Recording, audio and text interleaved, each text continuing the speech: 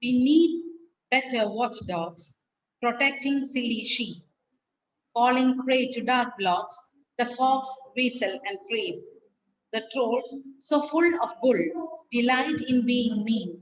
The fish will pull the wool, while TikTok peacocks scream. Beware the Trojan horse sneaking into your house. Cats rule the web, of course. Point and click with your mouse. Keep watching what you do, creatures of cyber zoo. Quoting a small poem on cyber world. Let's get booted to day 3 at underscore emerge 2021 at Nirmala College of Arts and Science. Nirmala College of Arts and Science was established in 2014 to cater to the ever-changing requirements of the student community for undergraduate and postgraduate programs. The college is affiliated to the University of Calicut and offers MCOM, BCA, BBA, BCom Computer Application, Corporation, Finance, BA Multimedia, BSc Computer Science, BSc Costume and Fashion Designing, BA English Literature, Bachelor of Travel and Tourism Management, Bachelor of Tourism Hotel Management, and BSc Food Technology programs. The college is located at an eco-friendly campus in Kunnapalli, Melur. As an institution committed towards hard work and perfection, Nirmala endeavors to bring out the best in every student by impairing a strong educational foundation by offering exceptional student experiences, especially in the context of emerging challenges of 21st century.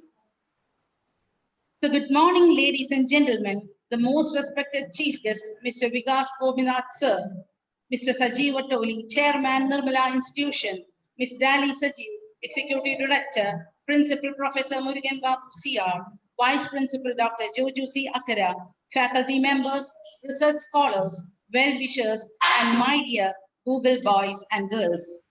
So the day is 23rd of June 2021. Time has closed 12 p.m. and you may be eagerly waiting for the login page of our much interesting session, Cybersecurity and Modern Principles. Let all beings be safe under the cyber umbrella. Let no one struggle in pain in the web of cyber crookedness.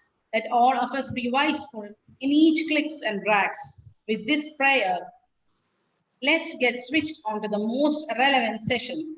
Once again, welcome you all. Like an operating system is he, managing all the resources, a real command interpreter, providing a platform on which we can execute programs in a convenient and effective manner, a good coordinator, always ensuring accuracy and security. Let me welcome our dear principal, Professor Murugan Babu CR, to deliver the welcome note. Sir, please. Thank you, madam. Esteemed guest of the day, Sri Vikas Gopinath, Director, Cyber Academy and Forensic Education, Trivandrum. Respected Chairman of the Nirmala Institutions, Sri Sajeev Vatoli, the Executive Director, Mrs. Dali Sajeev, dear colleagues, and my dear students, a warm good morning to everybody. Friends, this auspicious time, this bright online forenoon of Wednesday, the 23rd of June, 2021,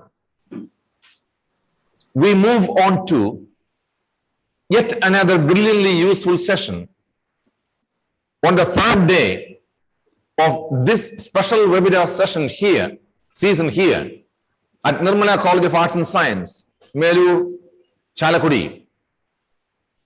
Well, friends, as I just mentioned, this propitious time marks the start of the second session on the third day of this edition of our annual webinar series, code-named Emerge 2021.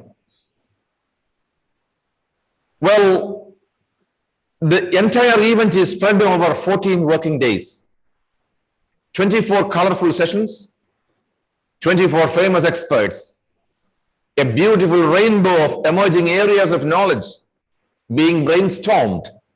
Oh, it's going to be very, very exciting. Kindly remember, this is how we here at Nirmala are attempting to deal with the COVID-19 pandemic.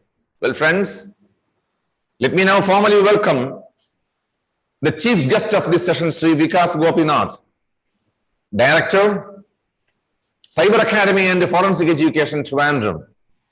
Sri Vikas Gopinath has more than 24 years of experience in IT education and management training fields.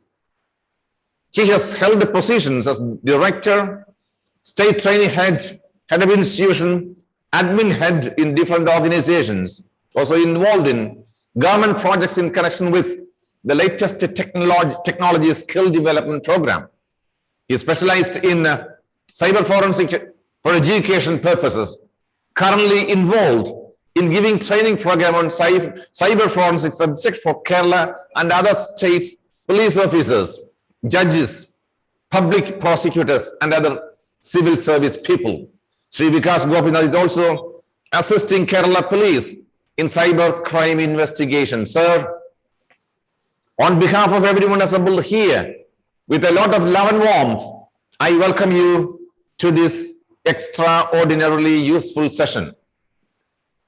Now, friends, let me formally welcome you all to this glorious event. First, the chairman of this Nirmala group of institutions, Mr. Sajeev Vatoli, and the executive director, Mrs. Jali Sajeev, who is also the presiding over this function, with the duo sitting at the helm of Nirmala Chalakudi. With lots of love and warmth, I welcome them both to this great event. Friends, now it is my turn to extend a warm and cordial welcome to our Vice Principal, the heads of departments, and all members of our teaching fraternity and the non-teaching staff. I welcome them all. Finally, my dear students, you know that there are tens or hundreds of registered participants from all over the world, and their parents, everybody is sitting in front of their mobile phones in the comfort of their homes with a lot of love and affection.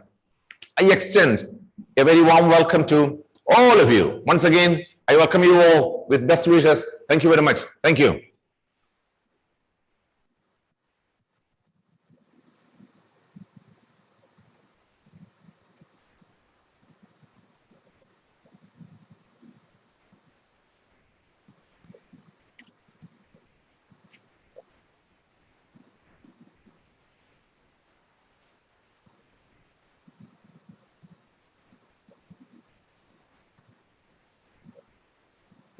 Excuse me, we can't hear your voice, I believe.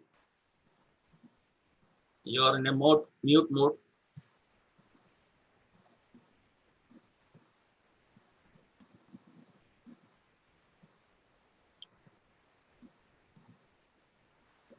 I repeat, you are in a mute mode.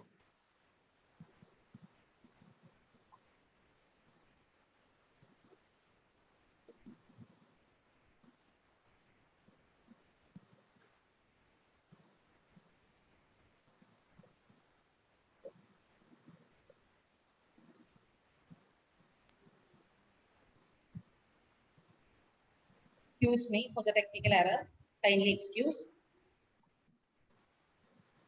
Protected the minority, affected the majority, neglected a child's vanity. That's a saying on cybersecurity, the most relevant and exciting topic, especially in this online era. Every eyes are eagerly focused on that magic blue screen, day and night, work time or recreation time, current affairs or entertainment. Our fingertips are always on the most tempting icons wrapped in the golden paper of danger and insecurity. Privacy is a word which is now fading from our lives. Before the commencement of the session, let me remind a few points. During the end of the session, the chat box will be enabled and you can post the queries into it so that the moderator will be passing on the questions to the most respected speaker. Please mute all your audios and also don't forget to fill the feedback form without any fail. It's a great pleasure for me to introduce our speaker today, Mr. Vikas Gopinath Sir, Director, Cyber Forensic Education and Investigation Division, Trivandrum. Completed graduation in Computer Science from Calicut University, completed post-graduation from Nehru Institute of Economic Planning and Research, Coimbatore, completed honors diploma in systems management from Bangalore, currently doing a research on cyber forensic and securities in Delhi University. Has held so many key positions, like he was a senior faculty cyber forensic, Kerala Police Academy, Professor Cyber Forensic Police Training College, Trivandrum, Indian Criminology and Forensic Science Association patron, NCC PNC certificate holder, received Excellence Award for the Best Trainer during the period 2006-2009 and a lot more. With utmost respect and high level of anticipation and excitement, I welcome Mr. Vikas Gopinath sir to lead the session on cybersecurity and modern principles. Welcome you, sir. Thank you very much. Thanks a lot. I personally welcome you all to this part of webinar series. And first of all, let me thank the college authorities for inviting me and to be part of this program. And of course, today, if you look at cybercrime is the most prominent word. As I was just going through the brochure, as we can see, there are a lot of, in fact, great personalities who shared their views, in fact, on various vast subjects. And I really appreciate the college, again, authorities to have such topics as part of the curriculum. And of course, we have to have different kinds of knowledge, especially in today's scenario. As we all know that the cybercrime is one of the major keywords that we can hear on a daily basis. And as we all know that, we are having a very tough time due to this COVID pandemic, disease spreading all over the world. And today we are on the online platform. I think this is my third or fourth program conducting for Nirmala College. And past few years, it was completely on offline platform. And today we are standing on online. And of course, our country is in information technology, country is growing up very fast. And apparently, there's an exponential growth in cyber attacks also. And the cyber attack ratio is picking up very fast and due to the, technology advancement. And even if you ask any people, any person in this world, cybercrime is a known subject, but in deep, if you ask, no one knows cybercrime. So let's talk something about the cybercrime, cyber attacks, IT securities, and of course, how you can safeguard yourself. See, you can really enjoy yourself, in the internet world, and especially in the social media, till the time you have not attacked. The moment you feel that, okay, I have been attacked, then the situation, it gets changed, and your name is, is been exploited, your photos has been exploited, your videos has been exploited. At that point of time, only one person definitely will think that, how can I, escape, or how can I come out from this situation? So, as I told you, today we'll talk about three aspects of cybercrime. That is IT attacks, most popular IT attacks that's happening all over the world, and of course how you have to take care of the controls, especially while working on internet, and finally some safeguarding rules related to internet and smartphones. And of course, everyone is in a mute mode, and I want at least one person, preferably a moderator, who has to be in an unmute mode, so that I can double check frequently whether I can, you can hear my voice and you can see me. Okay, so thank you very much. So let's get into the subject. I have only 1 hour time in my hand, and my subject is very wide and vast. So please adjust with the topic. And thank you very much. Yes.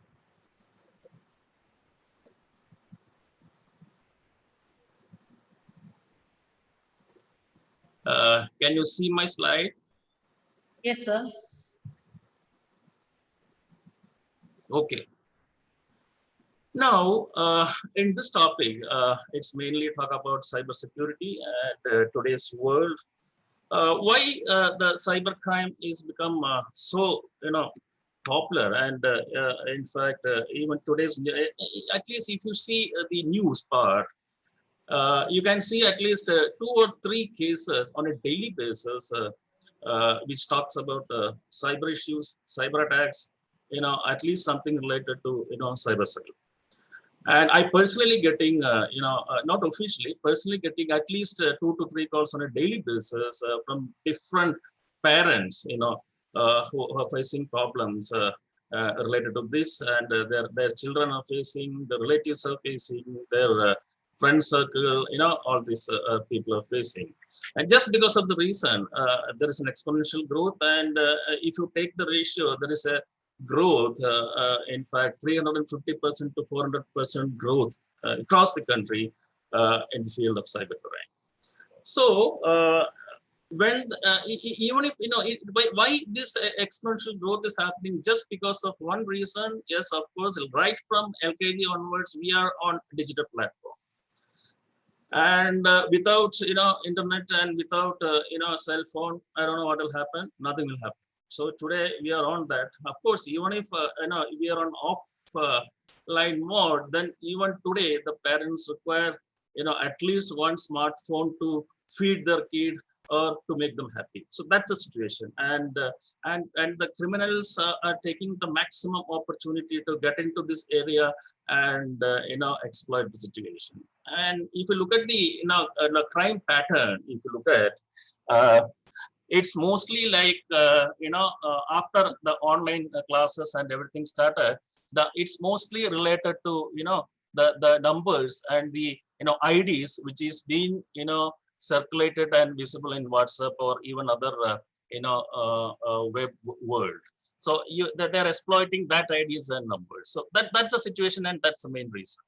Now, if you get into the subject, the cyber security, when we talk about the cyber security, it's nothing but it's the term mainly talks about the security offered through different online or offline procedures which can protect your system and of course data. That's most important. When you are talking about protecting system, it means protecting your personal files, protecting your videos, protecting your data, protecting your image, etc., etc. Now, there is a major increase, as I told, in all kinds of cyber attacks due to the massive growth in the internet users across the globe. And you can't live without smartphone. That's the situation. And what will happen? So, suppose tomorrow everything stops. Suppose for 24 hours there's no internet facility. The internet signal got jammed, and you are not able to access internet. So what will happen? The entire world will go for a toss, and it got stuck. So that's the situation. So you can't live without digital technology, and that's the situation. So as and when the usage increases, simultaneously, eventually, of course, what happens, so crime also will increase. It may be impossible to prevent cyber attack. However, what we can do, we can safeguard or reduce it by giving proper security controls and other related, activities. We know that we can't simply kill cyber attack. No, it's not possible. And you can't even think about killing, cyber attacks. But the only thing what we can do our best is to safeguard and to take care of yourself, take care of your system, take care of your cell phones, take care of your data. That's the best thing that you can do by doing certain security controls which can be implemented. Okay. Now, the primary objective of an unethical hacker, this particular word hacking is quite famous, and everyone quite knows about hackers and hacking procedures. But in technically speaking, what exactly hacking? No one knows. So the hacker is to break the firewall and encrypt the. He is getting the primary objective of any criminal. In the layman's language, if you say any criminal is getting into the one system or one smartphone, break the firewall and encrypt the data. That's to capture the data. That's all. That's the main primary objective of a hacker. And when you talk about hacking, there are typically 4 types of hacking. So in a basic language, I can tell you there are typically 4 types of hacking. What do you mean by hacking? How you can define hacking, and what is the simplest definition of hacking?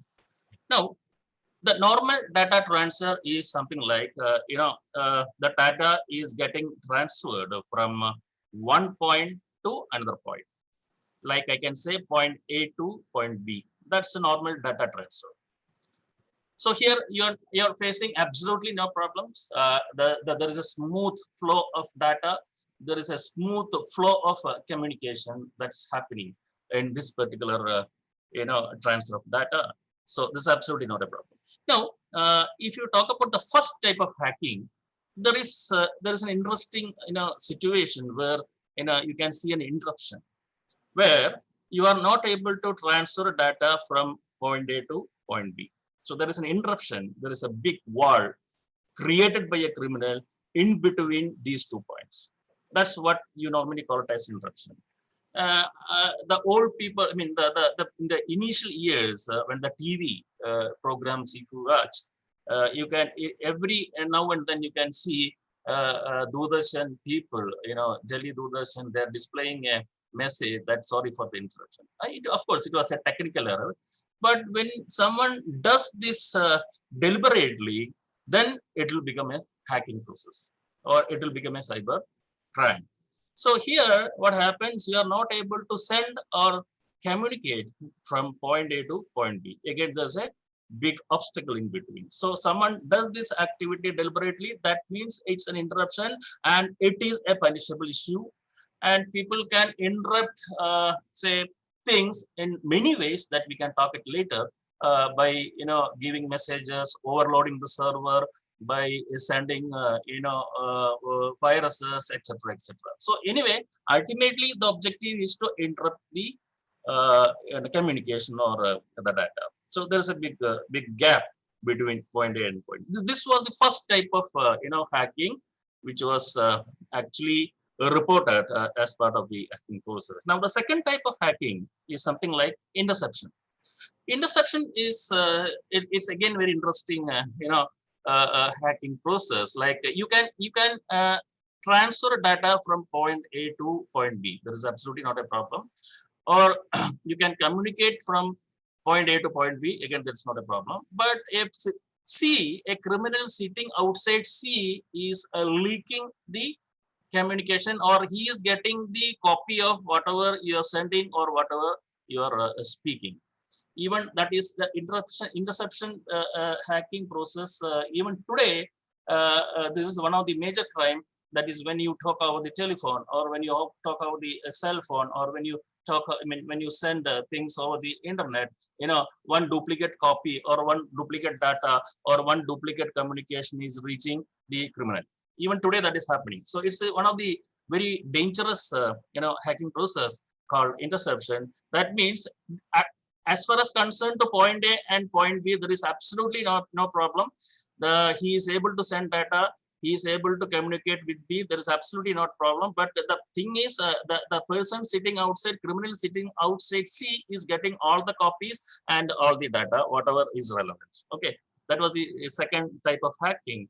And now, when you talk about the third type of hacking, it's something called modification. And the modification process is something like, again, you can send data from this point, from point A to point B, absolutely not a problem. And there is no, wall in between. There is no obstacle. There is no interruption, nothing. But the point is, you are passing through, again, the criminal sitting outside C, he is getting all the data. It's not a direct communication that's happening, but the communication is happening through the criminal who's sitting outside. So it's routed through the criminal. So he all the time is getting data. But here the difference is, whenever the criminal wants, that time only he'll take out the data from point A to point B. Now here all the time, he is getting data from point A to point B, whatever he sent or communicate. No, that's the third type of hacking. And finally, fourth type of hacking is something like fabrication, which is the most again dangerous part of hacking process, that is fabrication process. For the time being, for limited time, say for 2 minutes, 4 minutes, or for 5 minutes, the communication between point A and point B is completely getting blocked. And at that time, C is acting as A and he is communicating with B. So the B thinks that the C is A. So all this, bank attacks and the, bank server attacks, everything is a part of, fabrication process. Now, if you look at all these 4 types of hacking process, when we talk about the, cyber attacks and cyber crimes in the upcoming slides, when you talk about each and every crime, then you can easily connect those crimes with for this hacking process. So you can easily connect with these 4. So please remember these 4 types of hacking process, which is already been there. And when you talk about cyber crime, you can easily connect these 4 types of whichever, the 4 types of attack with those crimes. Okay. So that's the main thing. And I hope I am totally clear with this 4 types of hacking process, which is nothing but number 1, interruption, number 2, interception, number 3, modification, and finally number 4, fabrication. So these are the 4 types of hacking process or hacking techniques globally we can see. Okay. Now, when you take the hackers, the list of hackers, there are mainly 3 types of hackers, especially in today's scenario, and especially if you look at the types of crime that's been reporting nowadays, it mainly talks about 3 types of different criminals. Point number 1, that's type 1 again. White hat hackers. There is something called white hat hackers, and there is something called gray hat hackers, and there is something called black hat hackers. From the name itself, you can easily you can make out who are all white hat hackers, and what about gray hat hackers, what they are doing, and finally the black hatters, what's their main objective. No, the white hat hackers are the ethical hackers. They do ethical things, and they get into the web and hack only the ethical related topic. Now, if you ask me what exactly the ethical hacker or what exactly the ethical hacker does means, if you look at any corporate companies and the corporate giants, especially IT related, software related companies, they have their own security system, their own security division, in which you have ethical hackers. Just in order to safeguard their systems, in order to safeguard their software, in order to safeguard their whatever electronic gadgets, they have these course, something called ethical hackers. And you have a lot of courses nowadays which talks about it really talks about ethical hacking, and even universities are offering ethical hacking course, and other top organizations are offering ethical hacking course. And of course, there is a tremendous opportunity for those who have completed ethical hacking course. Okay, so that means he's doing 100% pakka job. Now, when you talk about gray hat hackers, they can be ethical or unethical, 50-50 chances. But as far as concerned to the report says, of course, there are also some sort of ethical hack, part of ethical hackers. But when you talk about black hat hackers, they are totally unethical hackers. They are the real criminals, and they hack illegal things. And when you hack or when you get into the illegal activities, then of course it's a punishable thing as per the ID Act 2000, and it's a punishable offense. So unethical hackers are the most dangerous hackers. And when you hear the news, whatever attacks is being done by all these unethical hackers. Again, Ethical hackers won't violate the law. They stick to the principles. They stick to the IT law. They stick to whatever rules and regulations. But the in-between guy, gray hat hackers, they violate the law. They sometimes violate the rules and regulations. You can't say. It's again, as I told you, it's a 50-50 chances. But when you talk about black hat hackers, yes, 100% they violate the law and they are the real, criminals.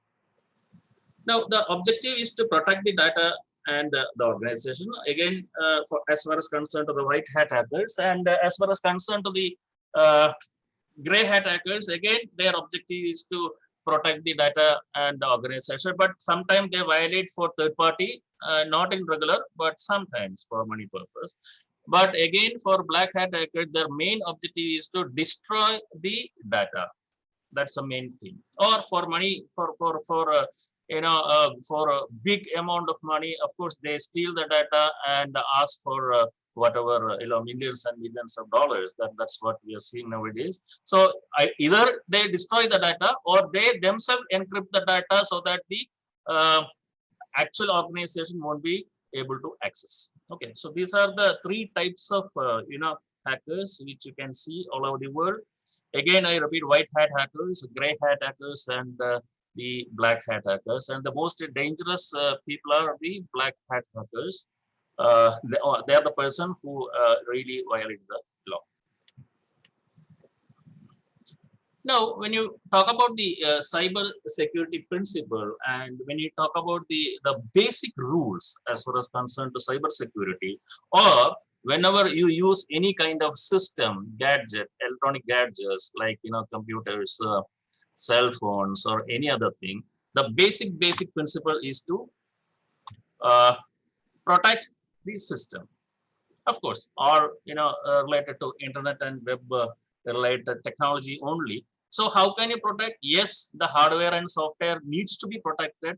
There has to be a wall between the web world and your system. That is, there is a 100% 24 hours flow between your system and the web world. So in order to protect your system, you need to have a proper wall in between the system and the web world. That what is called firewall. Nothing but the security system that we have to follow to protect your data. So that's basically the technical term called firewall to protect your system. It can be any. See, firewall can be in any antivirus thing. No, there is a software antivirus, and as far as concerned to big mainframe thing, there is a hardware anti-virus protecting thing. Antivirus protecting equipment. That depends. I'm not getting into that, but there is technically speaking, there has to be a big wall. There has to be a big filter in between your equipment and the web world. That's normally firewall. You talk about firewall. Now system, if you took a when you talk about the system, the main concern is to protect your OS, that is operating system, and the data.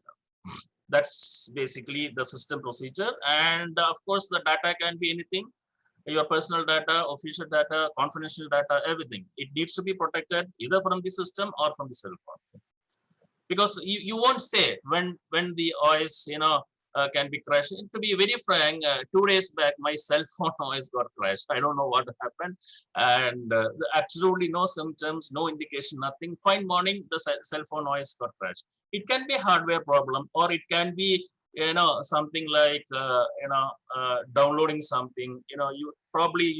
You might have received something in WhatsApp and unknowingly you click the link and downloaded something else. Even I can't even predict that, okay, this is a virus. It can be because of that. Otherwise, there should not be an OS crash, but that's what I'm telling you. You need to protect your OS and data in terms of having a big firewall in your system. So that's the main basic principles as far as concerned to cybersecurity, firewall. That's all, nothing else. Now, when we talk about certain other elements, yes, definitely there are many things which you need to take care of. Yes, in this picture, you can see a lot of digital equipments in the picture. And of course, if you ask me, like, can I pick up an equipment which doesn't have any memory? Can I pick up any equipment or any electronic gadgets out of this picture which doesn't have any internal memory? No, I cannot pick up. Because if you look at the today's scenario, every electronic gadgets or every electronic equipment has got a memory. Even your TV, even your smart watches, even your land phones, even your of course cameras. Yes, there's a memory, and etc. thing. No, when you talk about memory, okay, if you say that there is an internal memory, that means there is a possibility for a cyber attack. See, cyber attack always pointing towards a area where you have a memory. Why? Of course, the moment you say that I got a memory, there is a content. So objective is to attack the content or encrypt the content. So every memory has got a content, and the criminal's objective is to attack those content files or images or whatever. So here I can see, as part of the investigation process, every memory has got a digital evidence also. So imagine one ex-party has attacked your TV, or ex-party has attacked your camera, or ex-party has attacked your smartphone, smart watch. Then there is an element of digital evidence probably lying in that particular memory. And if you are really keen enough, or you are really smart enough to handle basically how to get that digital evidence, then you're okay, you're clear. Because all these equipments, it has really exposed to the internet world. You can't say that sitting with memory I am not exposed. No, the moment you say that I have a memory and I have a a smart connection, I have a smart equipment in my hand, that means you are connected to internet. Even your smart TV, if you look at, there are a lot of files storing in that particular smart TV. If you look at the Android TV, and in Android TV, if you go to the settings and explore, just like how you explore files in your cell phones, the same way if you explore files in TV, you can see a lot of screenshotted files in your TV. Because every now and then, depends on the TV control, it takes some screenshot and stored in TV internal memory. So like that, you have an evidence, you have a digital file stored in every digital equipment. So whether you want to be attacked those files or not, that's a completely criminal's idea and objective, and you can't say that. And the same way, if you look at the system, motherboard, and memory, even they also carrying a piece of information, and they're also carrying a piece of digital evidences, especially when some attacks happen. Okay, so that's what we can't leave out any equipments when it has been attacked. Everything has to be intact, especially while investigating things. So any issue, so cyber criminal can be attacked any of these instruments for that matter. So that's the thing which I want to convey. Now, if you look at okay, what point of time, when do you feel that okay, my system or my cell phone got attacked? There are many things, there are many symptoms. Like point number one, you are not able to access your cell phone or computers. There are two situations again, that you are not able to switch it on, or you can switch it on. Okay, probably it could be a hardware complaint, or might not be a hardware complaint. Now, if you in 99.9% case, the system will work. Your cell phone will work. Your hardware, the system, cell phone or computer, PC, laptop, everything, tablet, it will work. But the second part is you are not able to access your personal files, your official files, or something else. But because it will give you a message, something like it has been encrypted, and you need to approach the administrator or whatever. So that means someone else has attacked your system and encrypted your data. So that's the situation. This is the main activity that can happen. If the criminal objective is to attack a particular system, yes, this is the symptom. Your files and your conference files, your personal file cannot be accessed. That's one way of look at how the system can be attacked. Now, second way of cyber crime is something related to the social media and internet world. That is your exploitation of your name, your character assassination, your defamation cases, etc. So these are the two parts mainly. If you talk about first part, purely talks about your systems, your personal properties being attacked, and second thing is, of course, your name is getting exploited and your personal data is getting exploited, and it's purely something talks about defamation. Okay, so these are the two things. Now, when such thing happen, in order to getting digital evidence, or in order to recover data, we normally have two types of procedures, and especially I'll call it as system or device, irrespective of whether it is a laptop or cell phone or whatever. Irrespective of that, I'll call it as system. Now we have two types of procedures. One is a hardware recovery and another one is a software recovery.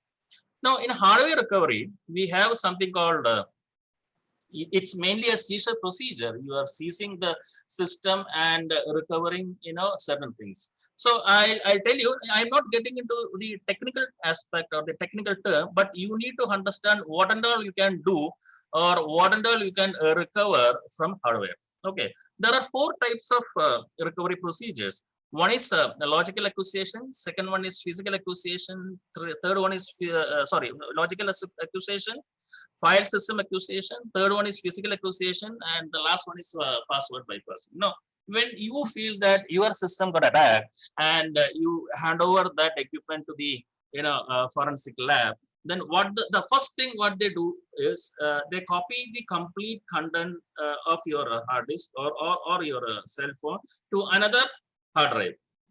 Simply copying process is something called the logical accusation. Of course, from the logical accusation, you won't get much things because you are just copying things, that's all.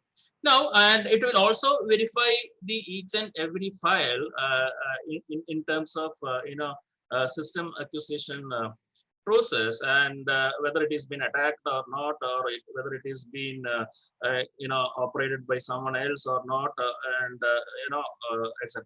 thing. And out of this method also you won't get much things, but definitely yes, by doing the third thing, the third process, that is something called physical acquisition, yes, you get all your lost files or encrypted files or whatever it is. Because in this method, especially in physical recovery process or in physical acquisition, this is the most important thing. I'll repeat, the physical acquisition process, whatever files is been encrypted by an attacker, or whatever files which has been deleted, or whatever the details which have been formatted, there is a 90% possibility that we can recover those data, whether it is from the hard disk or from the smartphone or from any memory for that matter.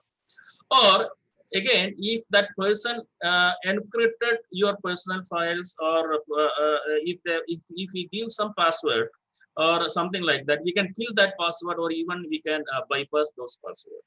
So these two process, actually it's most important process, that is physical acquisition and password bypassing.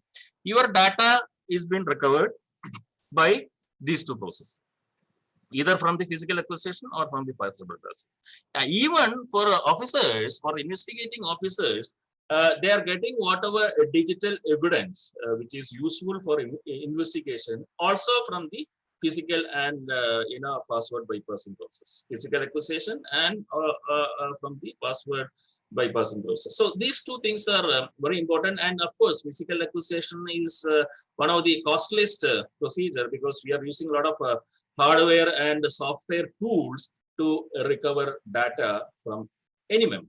So you have a lot of hardware and software tools to recover data, to recover digital evidences, etc. So these are the basic things which we do with the hardware. And when you talk about the software, again, you have n number of applications and software in this world. I am not talking about those applications and software. I'll only talk about OS. OS is your operating system, whether it is Windows, Linux, or Android, anything, Mac or whatever. Now, in OS, what happened is you have something called registry analysis. File and data analysis and internet analysis, basically what we normally do it in file system acquisition.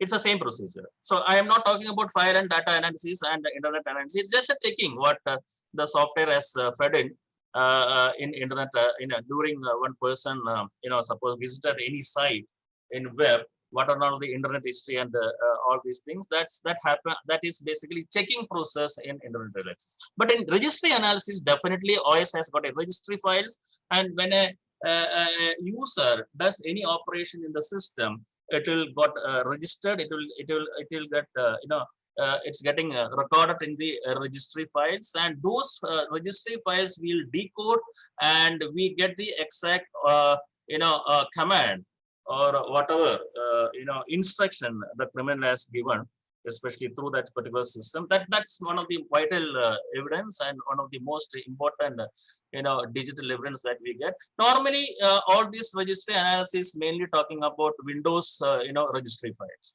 You have something called, of course, the computer science students and the computer experts, they know DLL files, and the DLL files as the registry files. Even non-technical person also, they can say they need to understand there is something called DLL, that is data link layer files, that is basically called a registry file. So whatever if you install new software, or if you do something illegal activities in your system, that is getting recorded in your registry file sometime, not all the time, sometime.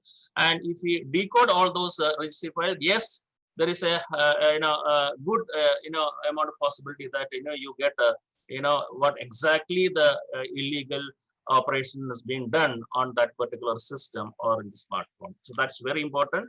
So that's what basically. So in altogether, if you look at in the hardware recovery and the software recovery, physical acquisition and registry analysis, these are the two important activities which has been held in the forensic lab.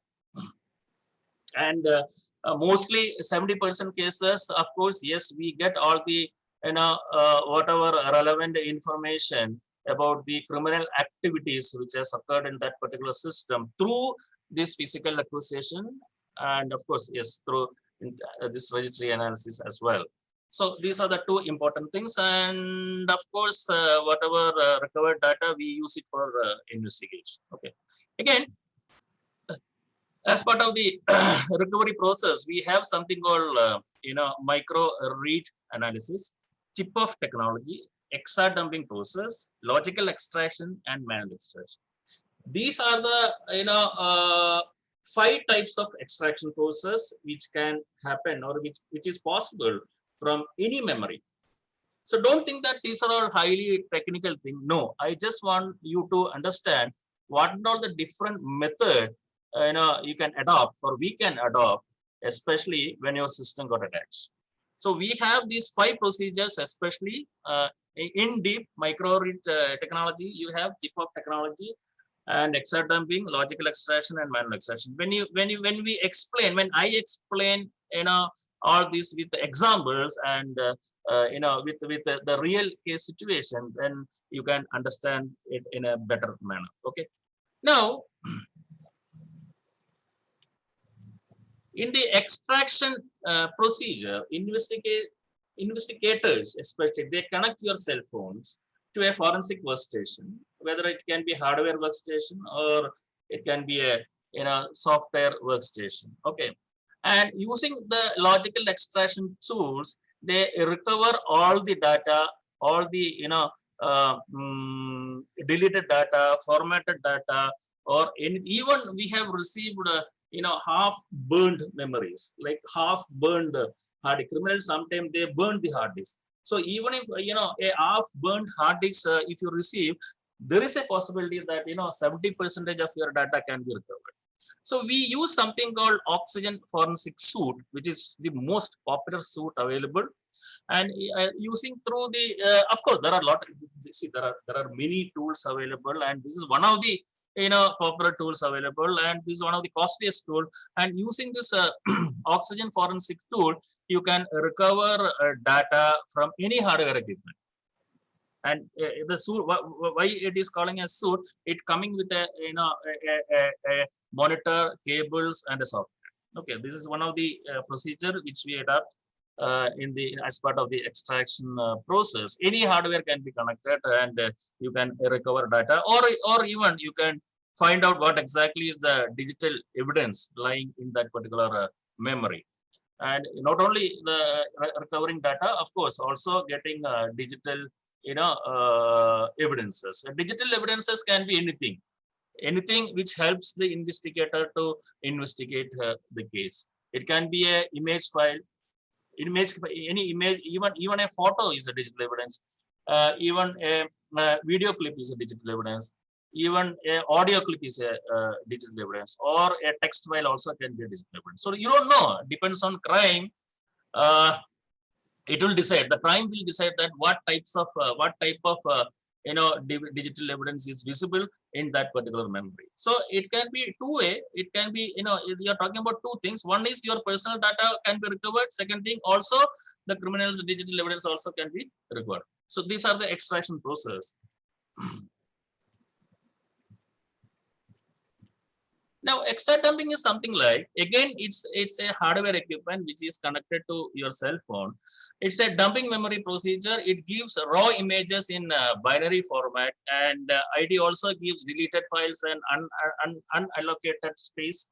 Normally, Celebrite, again, Celebrite actually one of the most famous equipment available, and you can see in the monitor, if you connect the correct correct cable with the cell phone, you can see in the monitor there is a logical extraction. As I mentioned in the first slide, the types of extraction process, the type of recovery process available, possible. One is logical extraction, physical extraction, file system extraction, capture image, capture screenshot. So if you operate your cell phone in a normal manner, you won't be able to recover data. But of course, if you connect the specific hardware or software equipment with that cell phone, yes, you can recover all these things using these procedures.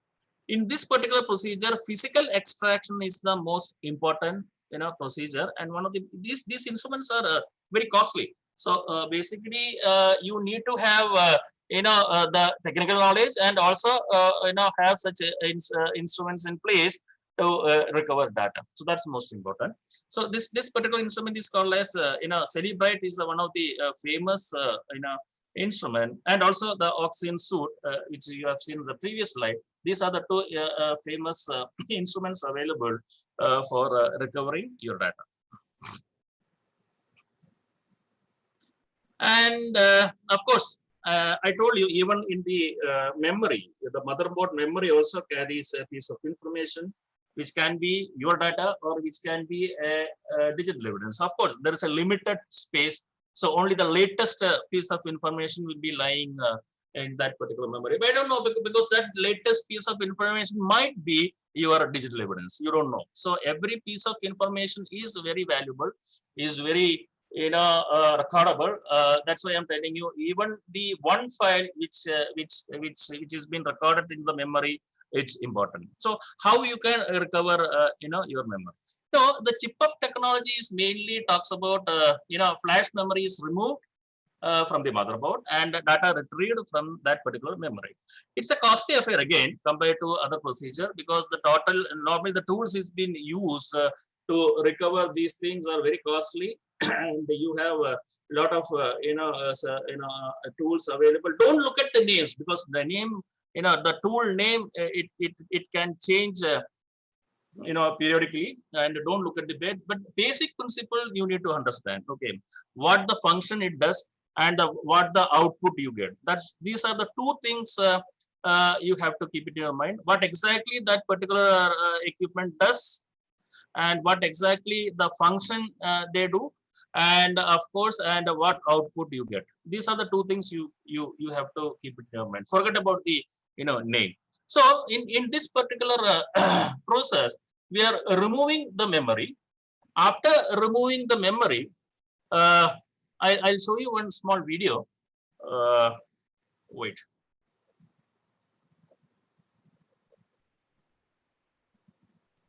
This is a chip of technology. Can you see the video? Yes, sir. Okay. This is the broken piece, completely lost piece, a handset, Samsung handset. And we are trying to, recover data or whatever as much as possible from this It's just particular an cell. image, isn't it? Sorry? It's just an image, isn't it? I can't hear you. Not a video, no. Can you hear the? Can you see the video? It's not like a video. It's only an image, sir. Okay, fine.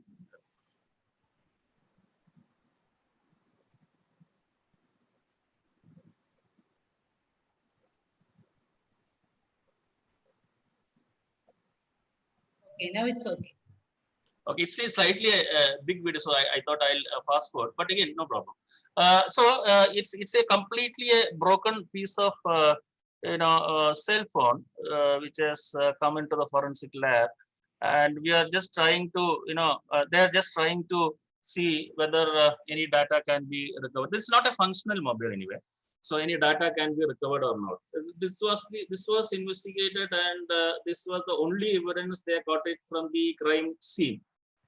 And of course, the criminal has left this particular cell phone there. So we are trying to just, trying to see whether any data can be. You can't switch it on, and even the hardware won't work, the software won't work. Okay.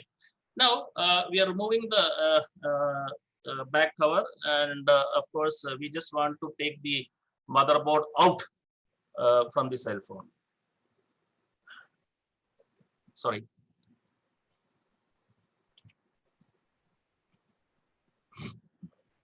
You can't see this video right now. Now it's not in a video mode, sir. It's not. It's just Okay, an image. fine. We'll proceed with this only.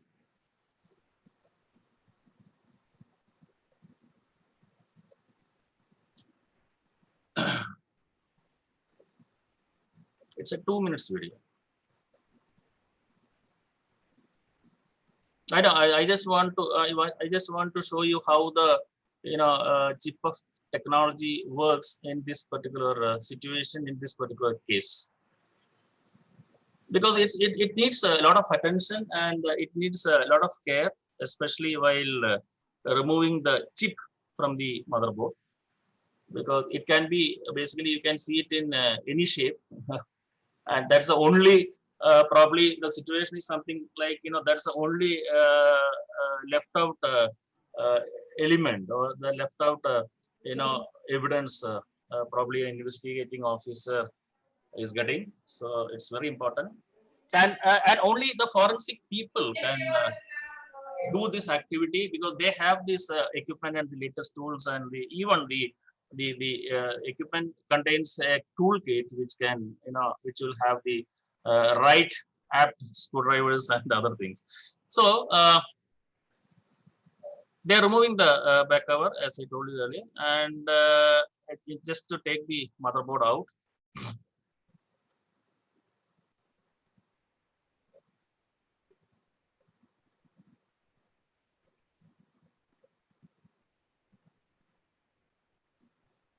See, in many cases, not only from cell phone, even from the laptop motherboards and the PC motherboards have helped the investigators to recover data, the latest data.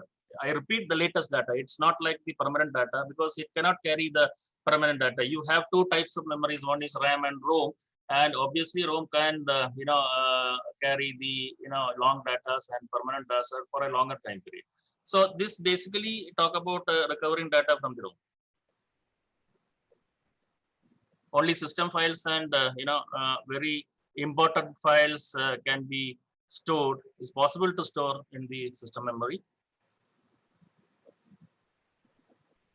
As you know that there is a system memory and a external memory. This I am talking about the system memory.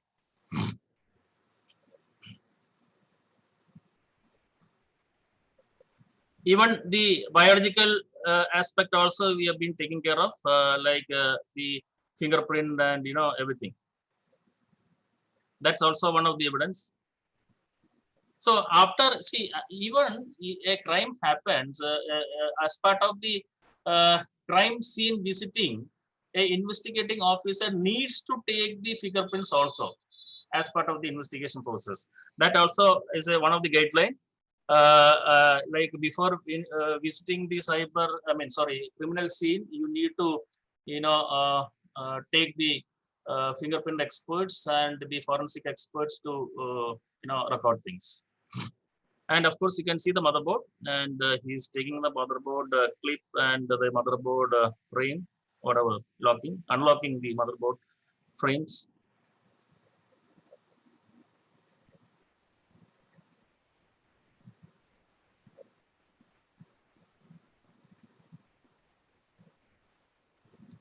Because there is only one main piece of memory is available.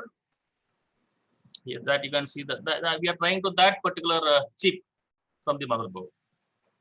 As exactly, and before see, one main thing is before removing that particular memory, you need to have a clear cleaning process before removing the memory, because even a very small particle of dust can destroy your entire recovery process. So basically you need to have a lot of there are 2-3 steps of cleaning process before you recover the data. And as part of the cleaning process, you can see first he's just blowing a hair to clean up if there is any dust particle, it has to be removed. And very slowly, he's taking with the very complicated equipment, he's taking that particular memory out from the motherboard. It's very this is applicable to every motherboard. If you look at I'm just showing the cell phone motherboard, cell phone motherboard as an example, but this is the same procedure which is applicable to all motherboards, like laptop, tablet, any kind of motherboard. So the only thing is the size will be slightly big, and you are removing it. That's all.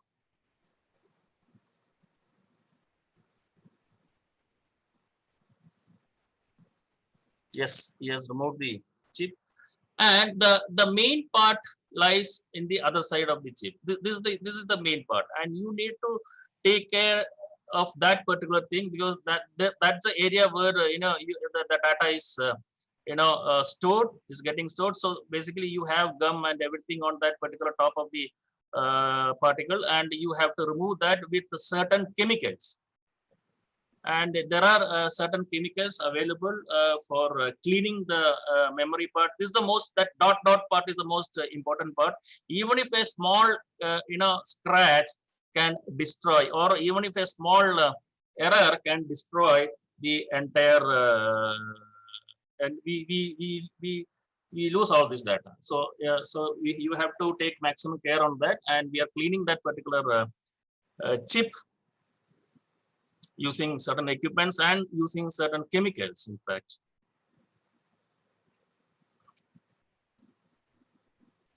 This is the most sophisticated and complicated procedure, especially while recovering data. The other procedures are very simple. If you talk about the physical acquisition and registry recovery, those things are very simple, because using certain softwares you can recover, or even using certain hardwares, hardware equipment, you can see you can recover data. But in this, you need to have a real expert. See, they are using some chemical component, chemical liquid for cleaning the memory chip. And after cleaning the memory chip, yes, definitely, you need to take care of one most important parameter, that it should not have any cracks and any type of that's a real memory which has been totally cleaned, and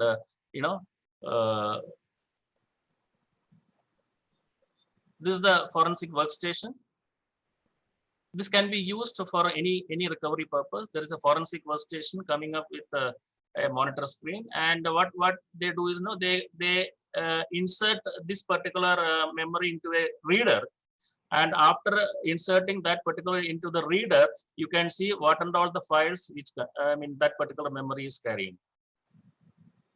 That particular memory is inserted into a reader, just like a card reader.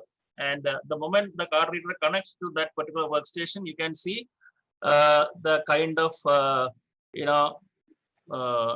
files which they carry. It basically in a binary form. See, these are the files the particular memory is carrying. So it will automatically copy into the workstation.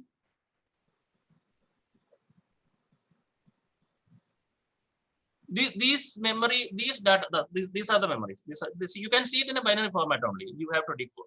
So these are the content, and automatically it gets copied into your workstation and then decoded, and we get the relevant information. So this is the technology, and this is one of the major technology. Again, I repeat, which has been used in recovering data. That is chip-off technology. Okay.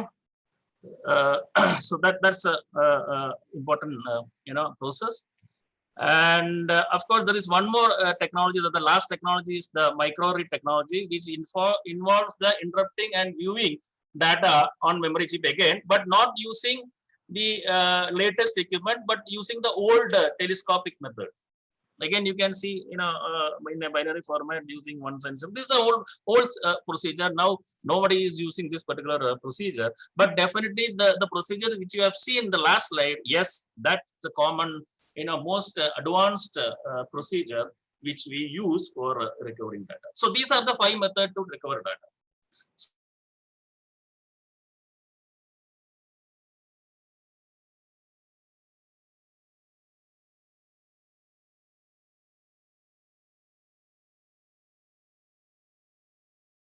Lost data, don't think. We have the latest equipments. Of course, there are certain elements, there are certain constraints, but definitely, yes, it is possible. Now, before getting to the certain crimes, we'll talk about the darknet, which is the latest technology. And you might have heard about the darknet, which is the most delicate and the most advanced technology. It's a part of web world, but the content will not be displayed using normal search engines, because the normal user, normal search people, normal search engines won't be able to grab the data, or won't be able to search the data, because it is 1,000 times larger than the surface of the web. There is a deeper version in the web, rather than we call it as a deep web. In the other words, we can call the darknet as the deep web, which can be accessed through website-oriented search engine. There is a specialized. You need to have a specialized search engines for searching all these dark web data. And darknet is a hidden part of the deep web that can be accessed through specialized browsers and specialized people. Of course, you need to have certain technology also. This is the most the commonly known concept, that is the onion router, TOR. The onion router concept is used in this particular darknet technology. I'll show you some pictures so that you can easily make out what exactly happens in the darknet technology. This is a very commonly seen picture. It's a big iceberg, but only 10% or 20% can be visible outside, and the balance 80% is underwater. Just like that, if you look at the darknet, if you search only this much percentage is you can search it out, but the major portion is inside the web. It is inside the deep web. That's the darker part. So basically, it is most secured part, and only the surface is visible when you search with the search engine. So it's the latest technology which is being used for security purpose. It's a deep layer. We assume that so far the criminals have not touched the deepest layer of any web. So that's it. Now, why we call it as onion technology, the onion router technology, is basically there are 3 types of encryption procedures. That is, the client encrypts the original data in such a way that the only exit layer can be decrypted in one way, if you look at. And there are three types of encrypted data, and there are three types of decrypted data also. So only exit layer can be decrypted, and sometimes the middle layer can be decrypted, and sometimes the first layer can be decrypted. So don't look at this. I'll show you one more picture. See, this is the onion router procedure. This is the web, and you are accessing from this computer. Now, what happened? It is routed through a random procedure. So, criminals they normally have a systematic plan, especially to attack a system or especially to attack a cell phone. The systematic system is it all depends on the program what they do. They develop a program in such a way that it will pass through a certain system and take your data. That's the objective of any cyber attack or any cyber criminal. But in this technology, the only concept what they use is they use the random technology so that the criminals won't be able to attack those technology. See, here it's a random technology. It's not a a routine path. It's a random technology to access the web. Only the web information will be decrypted to one particular system, and that particular system is being accessed randomly by the client. So this is the darknet technology, and the concept is the concept behind the darknet technology is used in this particular way. And if you develop such a technology in this particular way, then it's very difficult to attack, or it is very difficult to get into that particular system. I'll show you one more picture. Again, this is a second way. So there is no strict pattern for accessing the data. There is a random and programmed pattern for accessing something. This is what is basically called Tor technologies, that the onion router technology. Okay, this is something like because it's nothing to do with the cyber crime, but only thing is you need to understand what exactly is the darknet technology. For that only I basically explained these three slides. Okay. I think the time is picking up. I'll quickly go through certain spoofing procedures also, because spoofing, you might be knowing what exactly is the spoofing. Spoofing is basically creating an artificial identity in order to gain access to a system, stealing data and spread the malware. So altogether, if you look at cybercrime, talks about stealing data. Cybercrime talk about spreading viruses. Cybercrime talks about breaking the firewall. Cybercrime talks about spreading the malware. That's the end of it. So all the if you look at any part of the cybercrime, it all talks about either stealing data, or spreading viruses, or exploiting your individual name, or your photos, or your individuality, or even something related to defamation process. Okay, now you have a lot of types of spoofing, but in this I'll take the most prominent and popular spoofing, that is email spoofing, web spoofing, and something related to caller spoofing and GPS spoofing. Altogether, everything is been concluding into one particular aspect, that you have been attacked. That's all. In order to get some data, or in order to access something. So that's the most important thing. Now, if you look at the first thing, that is the email spoofing, you have something called header and a body in every email. Now, if you look at today's criminal activities, it is something like related to sending some messages to your WhatsApp, or sending some messages to your email for getting some information. So the moment you feel that, okay, fine, you received an illegal message, whether it is in the form of email, or if it is in the form of WhatsApp, or if it is in the form of some messenger, whatever it may be, the header part is most important. Of course, you don't have the header part in WhatsApp, but again, whatever is visible, whatever is seeing in the header of the WhatsApp or in the email, that's most important. You have to screenshot it. That's the only thing a user can do. When you talk about email, I'll take this email as an example. So when you feel that you received an email from the fake ID, of course, this is a Bill Gates ID in the example which I shown, bill@microsoft.com. This is a Bill Gates original ID. Once it has been faked, So the moment you feel that you have a known person who sends some illegal data, okay, some illegal message. So the moment you received an illegal message from the known person, okay, you feel that why this person is sending such a dirty messages. If you feel so, then what you do is, especially I'll take this Gmail as the example. This is the Gmail inbox. What I need is the screenshot of the header. That's the primary thing what you need to do. Now, if you look at the primary part, primary of the Gmail, then you can see these 3 dots. So basically what you need to do is just click on that 3 dots, and you can see a pop-up is coming out. In that you click the show original option, and when you click the show original option, then what happens is you can see the complete detailed header information. So just screenshot this information and send it to the investigating officers. That's the most important thing, especially while receiving an illegal message through Gmail.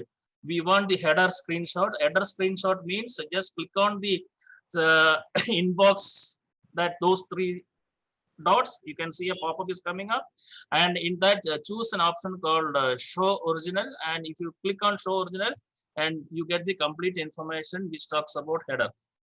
So this header information you just screenshot and give it to the people, the investigating officer. These are the preliminary and the first step towards the investigation process. So this is basically as far as talking to Gmail. Now, when you talk about IP spoofing, again, IP spoofing is basically you are changing the original IP of a particular user and use it for some particular point. And I told you in the fabrication process, in the fabrication attacking process, you use this particular process for a major bank attacks and etc. etc. So in that process, what they basically normally do is to change the IP address of a particular node, and they get into the internet world or the web server by breaking those walls. So IP spoofing is mainly the technical thing which talks about the major web attacks and the bank attacks, etc. There is just an information sake.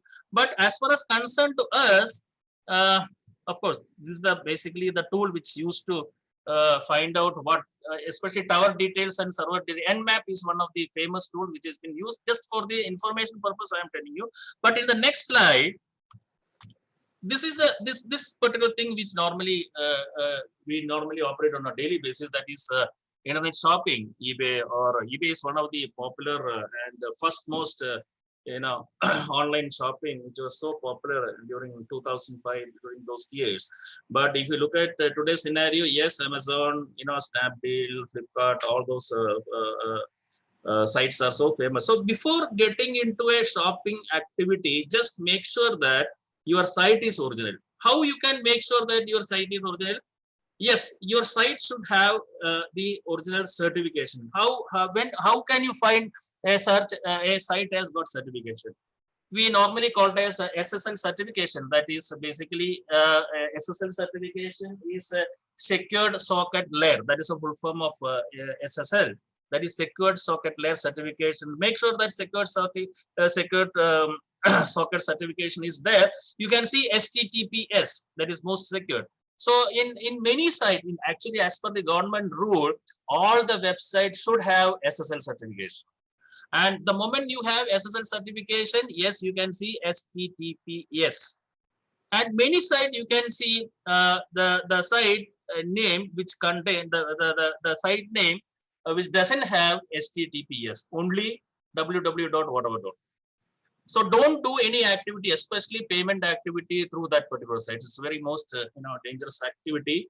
And all these site hacking the site names, hacking the web page, everything is a part of modification process, because everything the criminal who's sitting outside, everything is happening through that criminal, and your payment and your bank details, your account details, everything is going through this particular illegal server.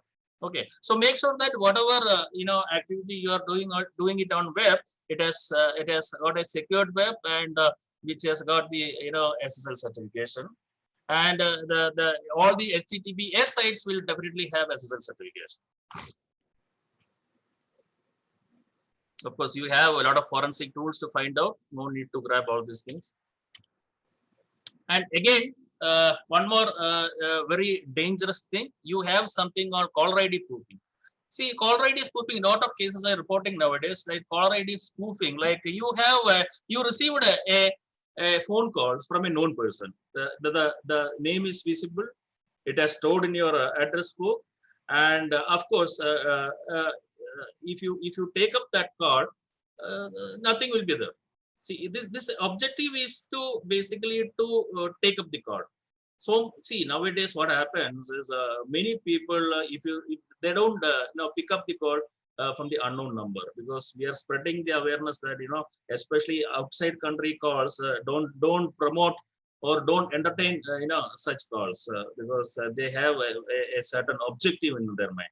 So criminals objective is you to pick up the call. There are several ways to attack your cell phone. So this is one of the method. So the caller ID spoofing, you get a phone call from the known number which is being stored in the particular handset, but actual number is something else. So that is basically called as caller ID spoofing. Now in this particular software, you have your phone number to call, and new number. Okay, so when you type number to call in this particular column, I can call you in that number. Okay, you assume that you are getting the call from this particular number, but unfortunately it is not. It is from the new caller ID. So there are three compartments. One is to whom you call, or the number that you want to visible, you can type it in this particular column, and of course the actual number is something else. So this basically caller ID spoofing. Even this has happened for I think the India Vision has reported this case first in long years back, and even today this is happening. So make sure that before giving any information, make sure that the voice is clear, and if they ask something, and if you are not sure, don't give any information over the phone. So this is basically called caller ID spoofing. And there is something called of course, if it is related to laptop, yes, there is something called ARP spoofing, that is address resolution protocol, allows a hacker to infiltrate a LAN by masking their computer as one of the network computers. So if you're working in a network system, one more criminal is getting into the system, and this is a part of an interception process, getting into the system, and it will grab all the data. So whenever you basically pass information through the network, make sure that you are not sending messages to a large network, but or confidential data only to an individual, not through the network. So only these type of attacks will happen in a network environment, not on a peer-to-peer individual environment. So this is basically called as ARP, that is address resolution protocol mapping, and spoofing, basically to grab the IP address and the other confidential information. That's all. And finally, we have something called GPS spoofing, and GPS spoofing is again this allows the hacker to broadcast fake signals, especially absolutely fake signals that changes the device location, because we are using GPS technologies nowadays for all purpose in terms of direction finding, and especially to mislead the person in a totally different direction. This is the latest attack, which is basically called as GPS spoofing. You completely lost your location, you completely lost your data, you completely misplaced somewhere else. We are not absolutely directly facing this, but definitely yes, in the larger perspective side, if you look at, yes, GPS spoofing is one of the major attacks that's happening all over the world.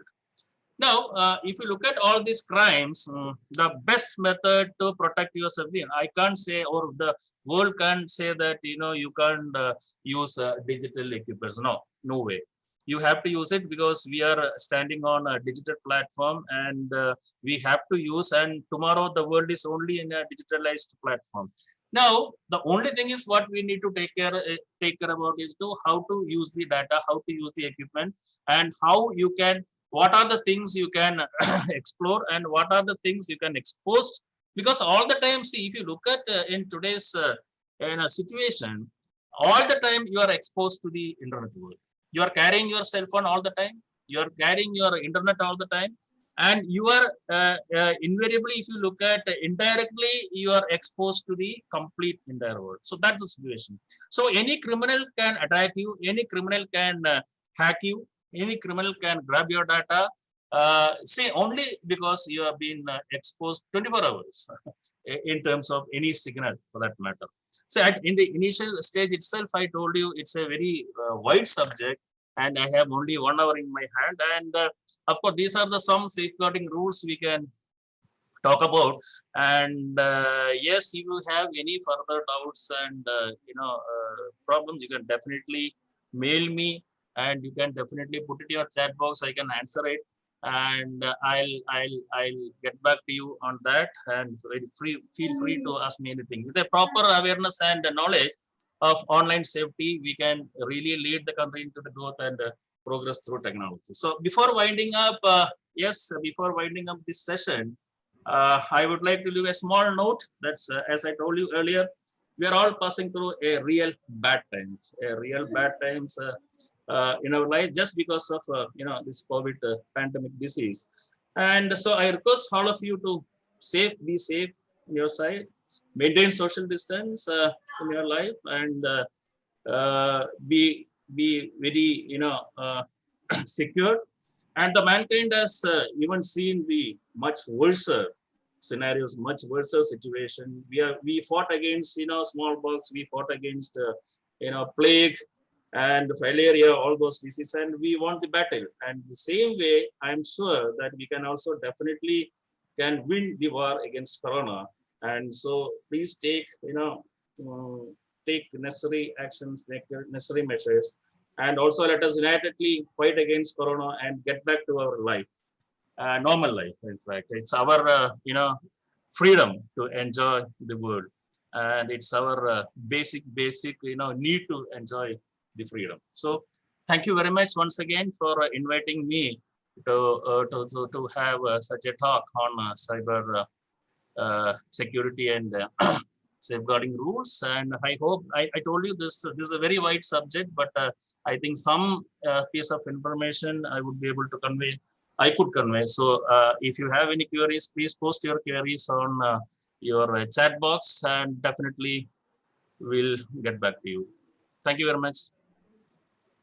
Thank you, sir, for such an elaborating about the implications of cyber world. Once again reminded us that there is no privacy in the world of internet and telecommunication. Dear audience, dear participants, next we are moving on to the interactive session. If you have any queries, please put forward onto the chat box.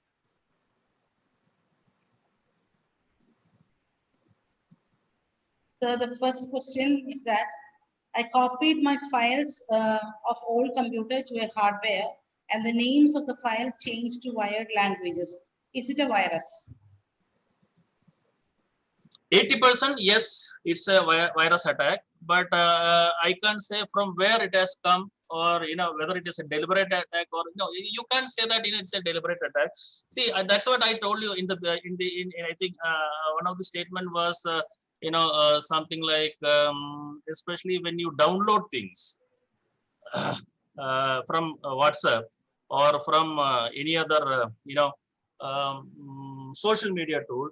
Just imagine that you download only the relevant application and click on the relevant link. See, if you look at any link for that matter, that link contains a lot of illegal and unwanted data. So if you click on that particular link, a lot of backend activities are happening in your cell phone or in your computers. So as part of that activity, it may download some illegal files which can contain some viruses. So that's the main reason.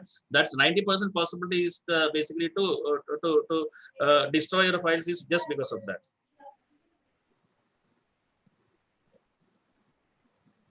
Sir, there is another query that is how to get a job in cyber security field. I think he's very excited by your presentation, sir. So Advait Anthony is asking how to get a job in cyber security and what are the courses to be learned. Okay, I think everyone is so keen on this particular field. Our especially in Kerala, we have I think MG University they have started the first course on cyber forensic. See, forensic is a common word. There are many forensic programs, especially in forensic science. There's a lot of programs in forensic science. But if you look at the cyber forensic, there's only one type of program.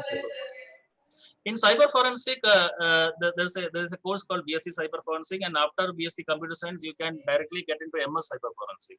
So if you look at MSc Cyber Forensic, there are two ways you can get into cyber forensic field. One, as I told you, you can act as an ethical hacker after the completion of some ethical hacking course, provided you should have the forensic background.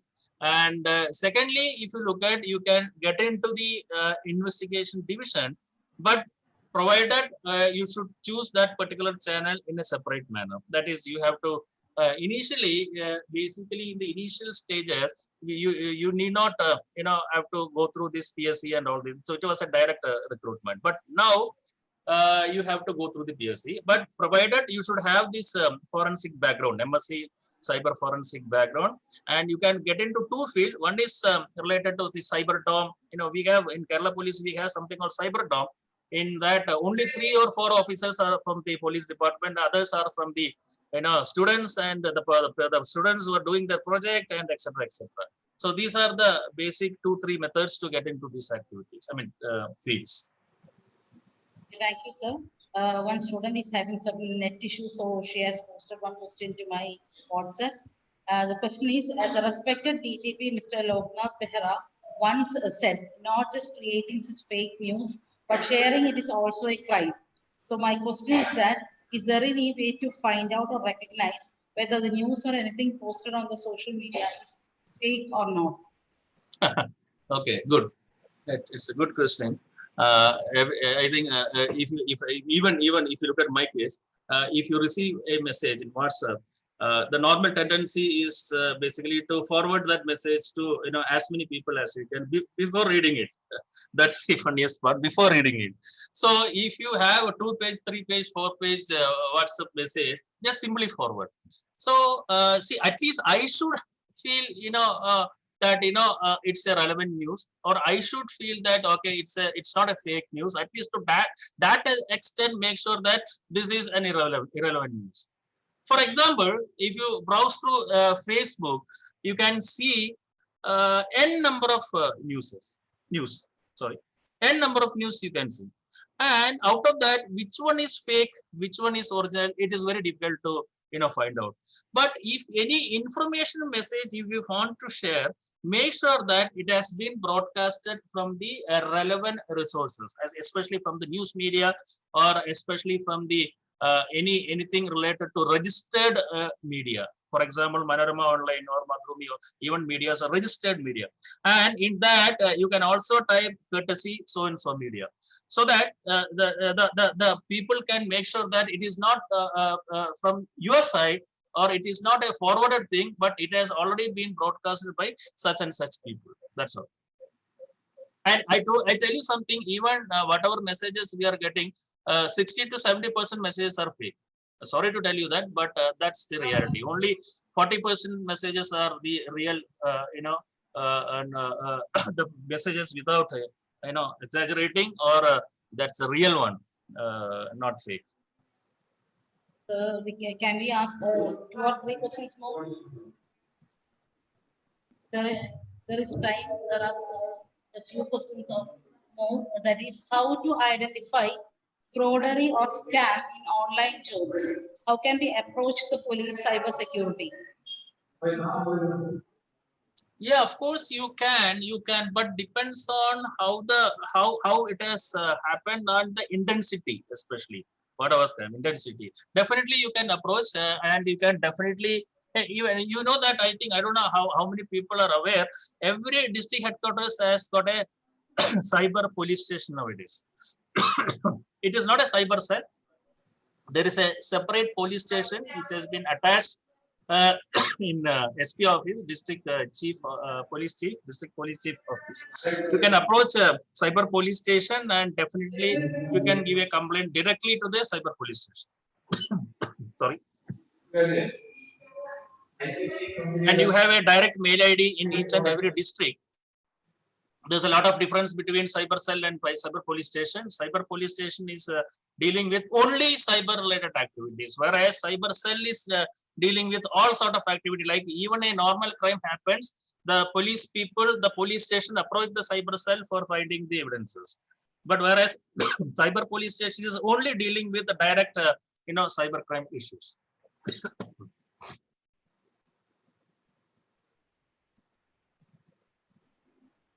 Okay, sir. Are you okay? Can we move on to the next Yeah, question? please. No issues. The number of scammers in India has been increasing at an alarming rate because of our population and other geographical issues. Our police system has not been able to successfully tackle the situation. So what changes should be implemented? It's one of the major question, very difficult to answer. See, one thing you need to understand is criminals are, they're really smart enough to handle the situation. And we have not reached 100% to that mark. Even I can say that we have reached only 60 to 70%.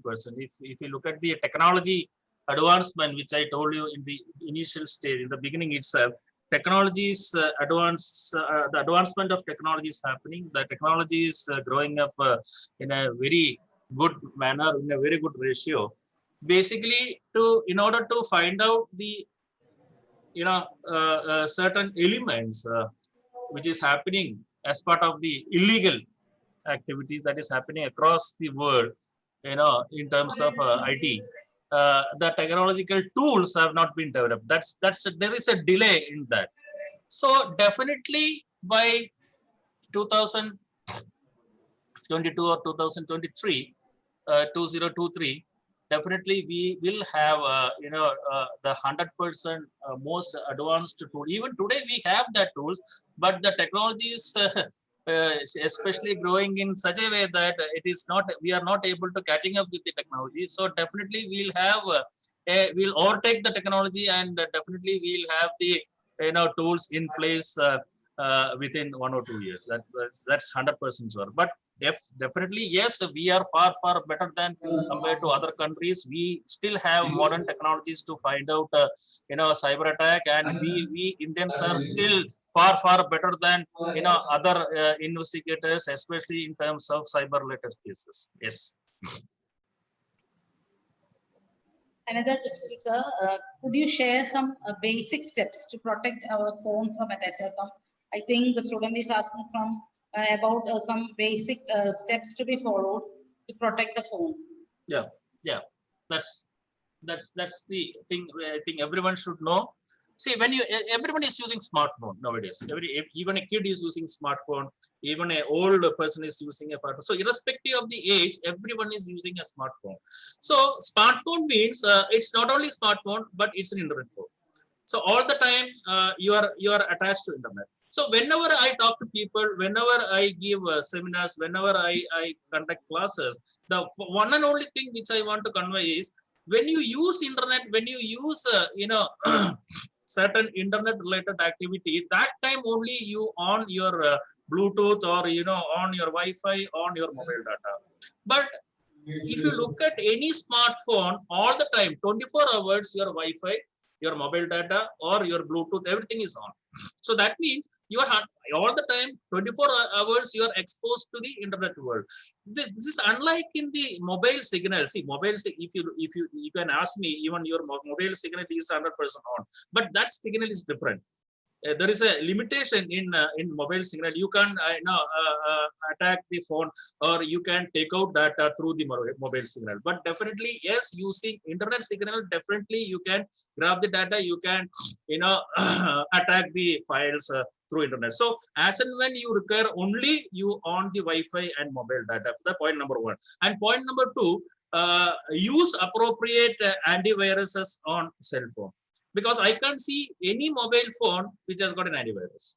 Yes, of course we are actually safeguarding our laptop and in a personal computer in a larger manner by putting the most complicated and most costliest antivirus. But I don't see any person is installing paid antivirus in a cell phone.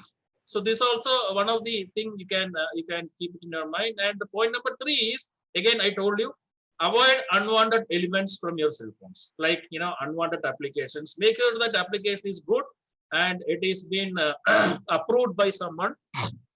Use those applications, and those applications which is not relevant, which is not useful, only for a enjoyment purpose, if you are downloading, then please don't do it. And also, before clicking into any links and any downloading process, please think twice whether I require this or not.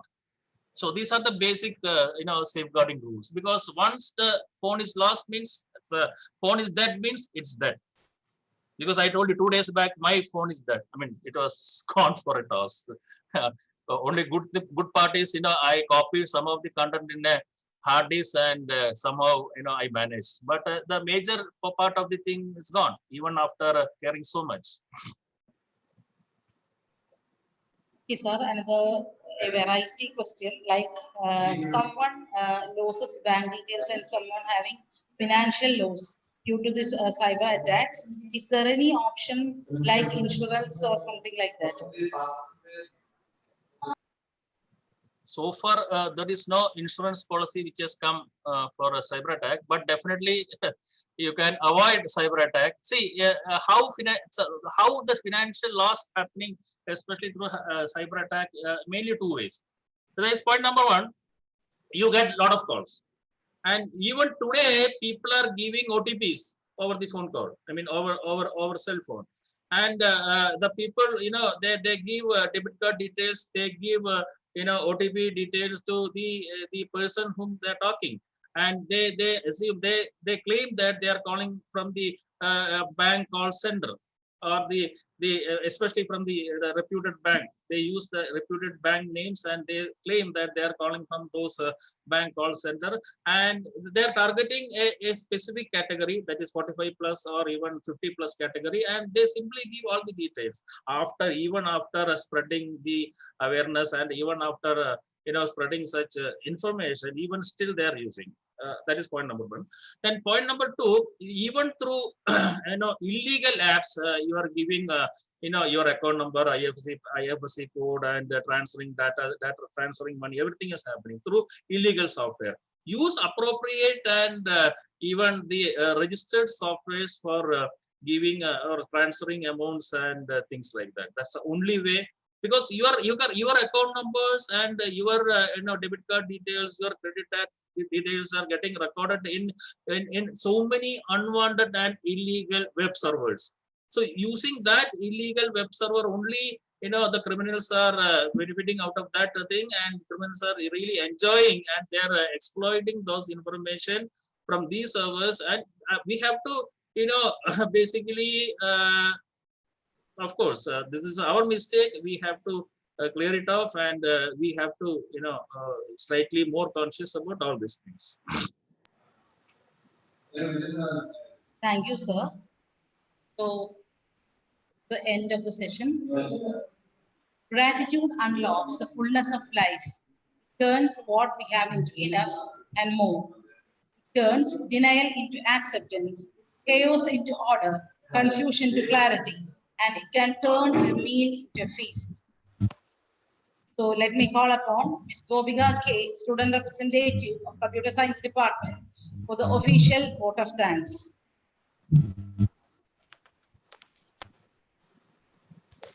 Honorable Chief Guest, Mr. Vikas Govinath sir, other dignitaries, teachers, and my dear friends. Good afternoon to all of you. Gratitude is the inward feeling of kindness received. Thankfulness is a natural impulse to express that feeling. Thanksgiving is the following of that impulse. First of all, I would like to thank Almighty God for making today's function a great success. It's my honor and privilege to extend a word of thanks on this marvelous occasion. I, on behalf of Nirmala College of Arts and Science, extend my sincere gratitude to the Honorable Chief Guest, Mr. Vikas Gopinath Sir, Director, Cyber Forensic Education and Investigation, who blessed us with your presence and took our valuable time of your busy schedule. My heartiest thanks, sir, for your informative and eye-opener session. Thank you, sir, for enlightening us with your inspiring and motivating words.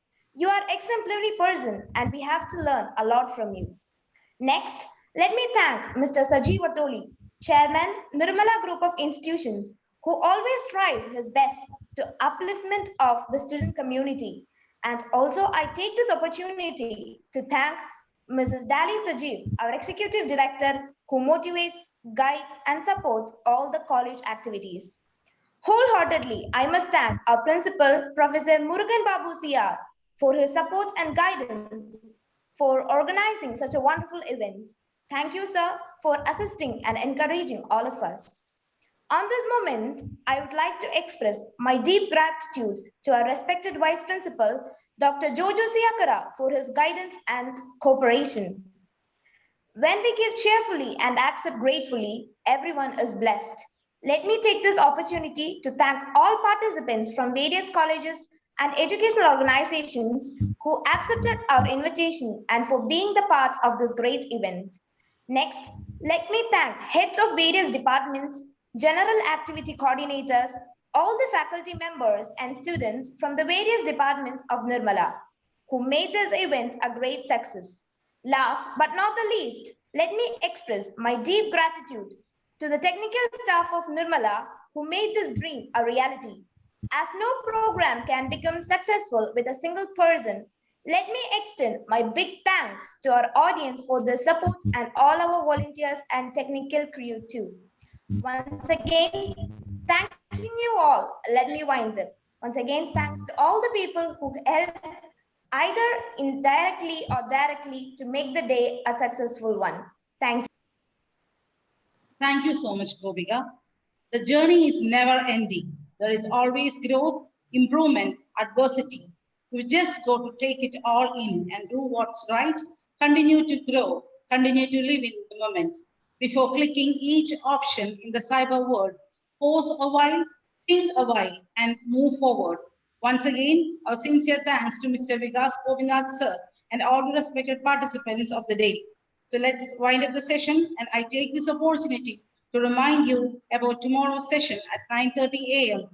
Talk on Madhubani painting and Kerala mural by Ms. Rukmani S. Nair. Till then, goodbye from Lega Vasudevan, Head of the Department of Computer Science. Thank you once again all.